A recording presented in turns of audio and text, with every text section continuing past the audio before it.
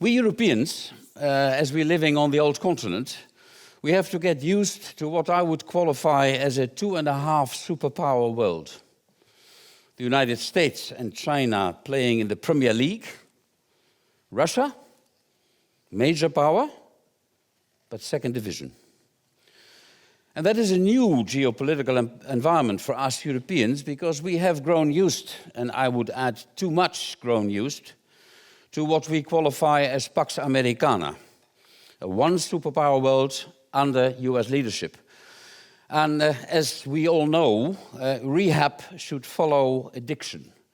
So we Europeans should be in a certain process of rehab.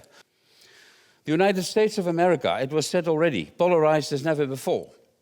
I would go as far as to say that the US is politically dysfunctional.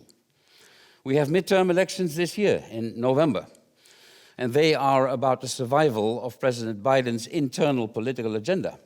If he loses the midterms, if he loses the House, but he might, I hope not, also lose the Senate, then his internal agenda will come to a halt. And we have, let's not forget, in 2024 already, we have presidential elections, where it is very important that we will not see the return of President Trump or a Trump clone in the White House. Russia. Vladimir Vladimirovich Putin, and he was already on the picture, wants his empire back. His empire, quote unquote. He wants to go back to Yalta, where Europe was divided just after the Second World War. Rather back to the 19th century.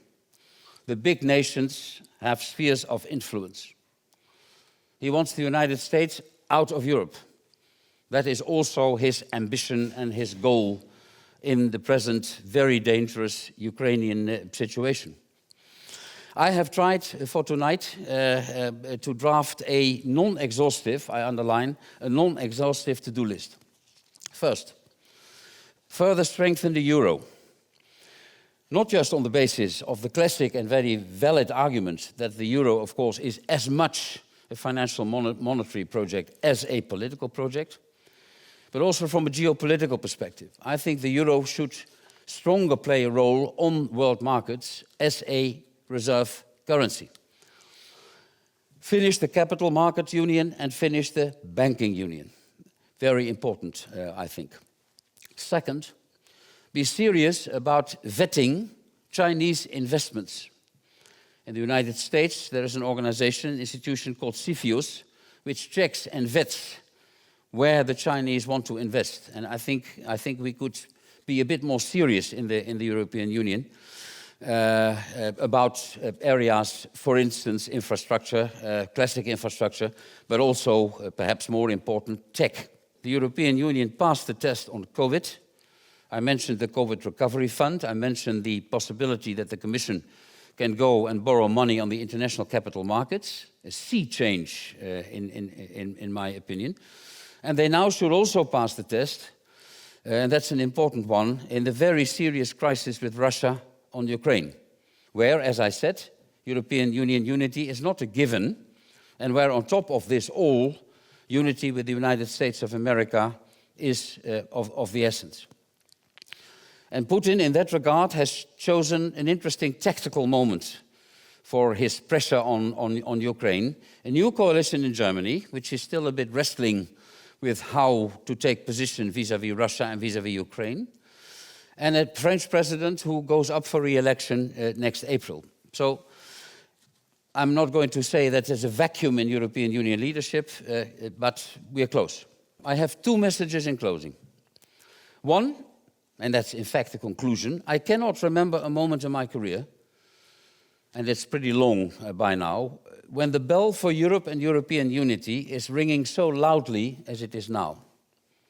Look around, superpower China, assertive, aggressive. Superpower America, polarized, facing a major constitutional crisis. Facing rival superpower China and a revanchist and revisionist Russia. Carve out our position in this area of hard power politics will not be easy because it's not in our DNA. But it should be based on self-confidence. I repeat, we are a financial economic giant, and we should and can grow in the foreign policy and defense domains. My final message is of a different category. It's out of the box.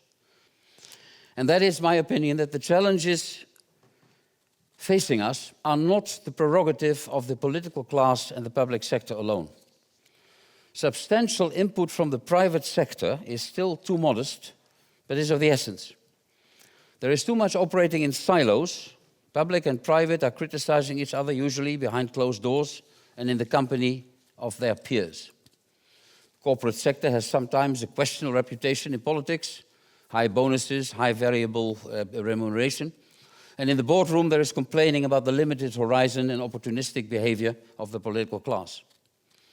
And I think we should, public and private, see much more eye to eye on all relevant topics in the interest of the European project. And I would like to see CEOs and others more actively participating in the debate about the challenges we are facing, the challenges the European Union is facing. But let's go straight into the heart of the matter and start with today's news on that looming war in Ukraine. Until now, it has been mostly a diplomatic crisis, yet with little achieved. Are we now entering the really dangerous, scary phase of a real war the coming days or weeks, or are there still diplomatic solutions? We are still talking. Today in Paris, the Normandy format came together, which is Ukraine and Russia, interestingly enough, and France and Germany. So there is still diplomatic activity. But as I said in my keynote, the demands of Russia and of President Putin are so enormous and so bizarre, I would like to add, that we know that NATO and the EU cannot possibly agree to anything. They can agree to many other things, but not to the central demands made by Vladimir Putin.